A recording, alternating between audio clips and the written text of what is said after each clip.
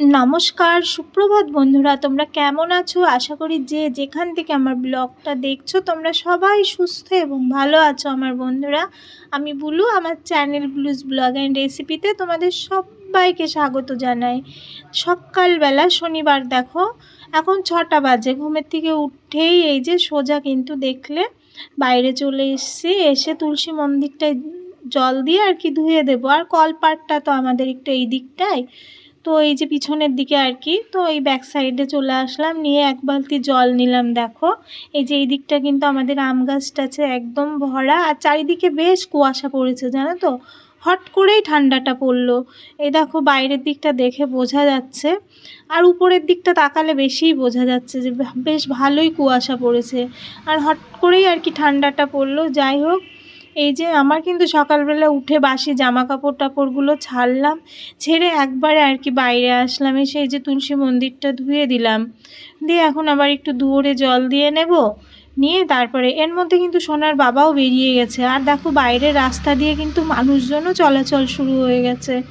আর কি বলো তো বন্ধুরা, যেহেতু শীত তো একদম কড়া নাড়তে নাড়তে টপ করে ঘরের ভিতরেই ঢুকে গেছে বলতে গেলে, তো অনেকটা কাজকর্ম করতে হবে। আর আমাদের তুলসী গাছগুলো কি সুন্দর হয়েছে দেখেছো তো, অনেকটা কাজকর্ম মানে বলে দিই। জানোই তো শীত এসে গেলে কত যে জামা কাপড় তার নামাতে হয় বাবা।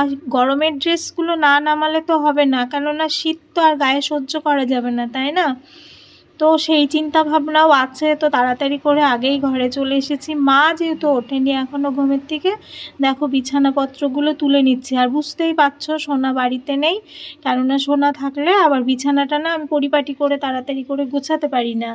ও চলে গেছে পড়তে, আর ওর বাবাও বেরিয়ে গেছে। আর সোনার বড়দিদি এখন ঠান্ডা পড়ে গেলে আমরা সবাই একটু, শীতের সমস্যা তো, শীতকাতুরে এক কথায় বলতে গেলে একটু দেরি করে উঠি। যাই হোক, আর মেয়ে তো আমার পড়তে যায়, যার কারণে আমার কিন্তু একটু তাড়াতাড়ি উঠতে হয়।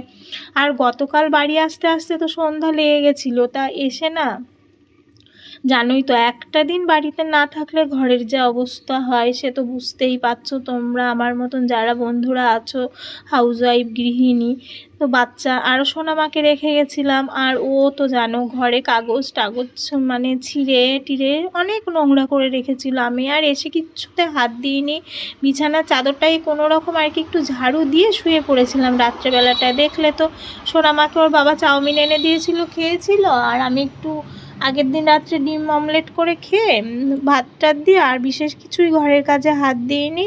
আর এখন দেখো বিছানাপত্রটা, ওই জন্য চাদরটা তুললাম, তুলে ঝেড়ে আবার পেতে নিলাম, কাচলাম। আর না আজকে আর ভালোও লাগছে না, তাও বেশ কিছু কাচা ধোয়া টুকটাক আছে, সেগুলো পরে করব।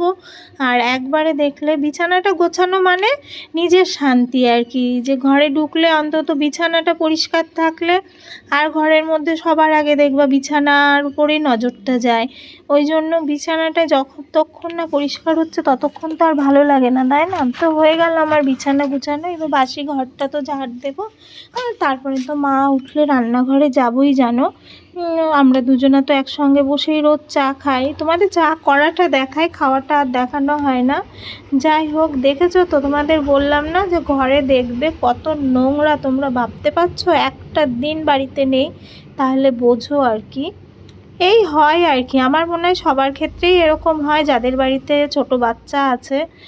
আর ও তো এখনও সেরকম বড় হয়নি, ক্লাস 7-এ পড়ে, মানে কাগজ টাগজ ছেঁড়ার উস্তাদ আর কি, কাঁচি দিয়ে কাটা কুটি ছেঁড়া ছুরির মাস্টার। আরও মা বাড়ি নেই, সেই সুযোগটা তো খুব সুন্দর করে মানে কাজে লাগিয়েছে। তারপরে দেখো আগের দিন কিন্তু গানের স্যার এসেছিলো আর কি, বৃহস্পতিবারে উনি আসেন, কোনো কারণে আসতে পারেনি, উনি শুক্রবারে এসেছিলেন। যাই হোক, ওই যে সেই হারমোনিয়াম সেখানেই ছিল, সেটাকে আবার ভাঁজ করে এই দেখো বিছানাটাও, এই ঘরটায় শোনা গান করে বলি তো, টুকটাক পড়াশোনা করে। এটা আমাদের বাইরের দিকের ঘরটা তো, তো এই ঘরটাই বেশি ওঠা বসা করা হয় আর কি, ও থাকে বেশি আর কি সোনামা। আর আমার এই যে কিছু কিছু কিছু না, একটা দুটো বন্ধু বলে যে দিদিভাই তুমি এত কাজের মধ্যে দিয়ে কি করে এডিট করে ভিডিও আপলোড করো। সত্যি বন্ধুরা, তোমাদের না বলে আর পাচ্ছি না। তোমরা এত ভালো ভালো সুন্দর সুন্দর কমেন্ট করো, ফুল সাপোর্ট দাও। তোমাদের এই একটু কমেন্টের আশায় তোমাদের প্রতি যে আমার কি ভালোবাসা জন্মে গেছে। মনে হয় একটা ভিডিও দিলেই তো আমার বন্ধুরা সুন্দর সুন্দর কমেন্ট করবে, দেখবে, এই লোভেই জানো তো বন্ধুরা, যতই অসুবিধা হোক, হয়তো অনেক সময় রাত 12টাও বেজে যায়, তাও আমি হচ্ছে গিয়ে ভাবি ভিডিওটা অন্তত এডিটটা করি, ভয়েসটা অন্তত পরে দেব, তাও হবে। যার কারণে এই যে তোমাদের ভালোবাসা পাওয়ার একটা লোভ, সেই লোভেই আর কি আমি যতই ব্যস্ততা থাকুক তার মধ্যে অন্তত তোমাদের সঙ্গে দেখা করার চেষ্টা করি। ঠিক টাইমে যদিও না পারি, তাও অন্তত ভিডিওটা মানে অনেক সময় এলোমেলো টাইম হয়ে যায়, তাও কিন্তু আমি দিই।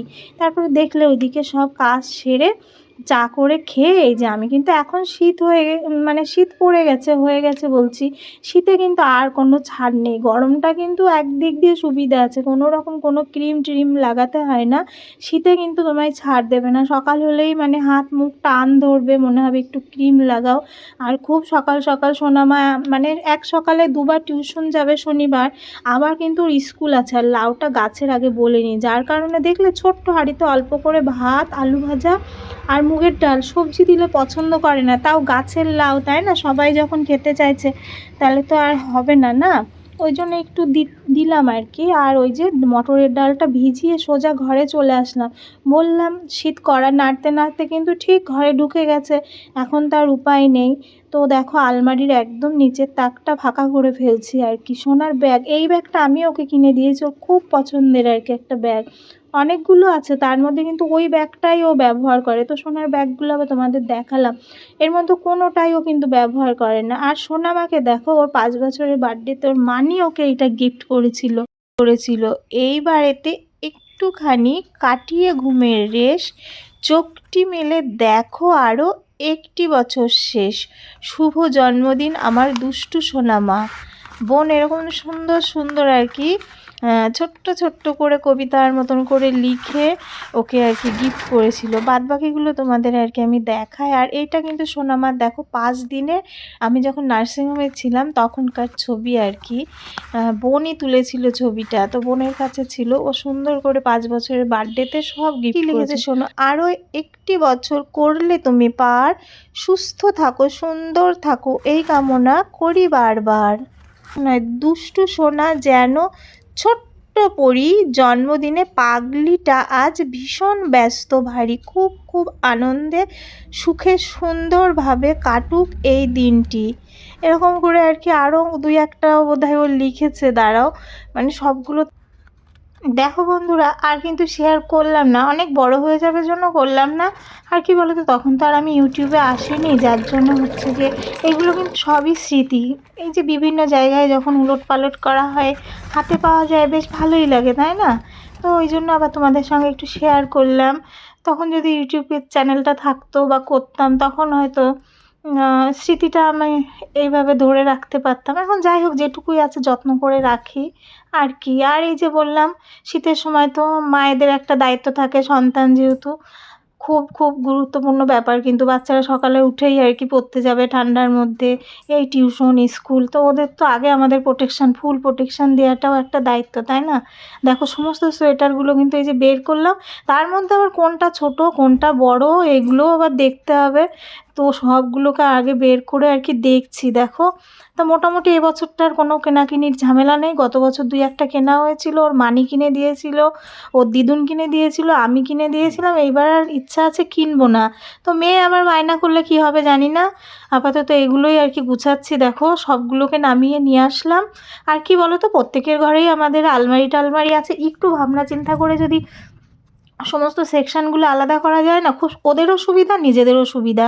আমি দেখো ওর ওই যে নিচের তাকটায় কিন্তু ব্যাগগুলো রাখে, আর ব্যাগটা এখন বুকশেল্ফের একদম নিচটা লাগে না, তো ওই জায়গাটা আমি ঢুকিয়ে দিলাম ব্যাগগুলো এই একটা জামা কাপড়ের বাক্সের মধ্যে। তাহলে কি বলো তো, জিনিসগুলো ভালো থাকবে। আর ওই তাকটা যেহেতু ফাঁকা হয়ে গেল, আর সমস্ত উলের জিনিসগুলো আর কি সমস্ত ওই তাকের মধ্যে ঢুকিয়ে দেবো। এইভাবে একটু না বাচ্চাদেরগুলো খেয়াল করে একটু ভাবনা চিন্তা করে রাখলে না, ওদের তো অবশ্যই সুবিধা।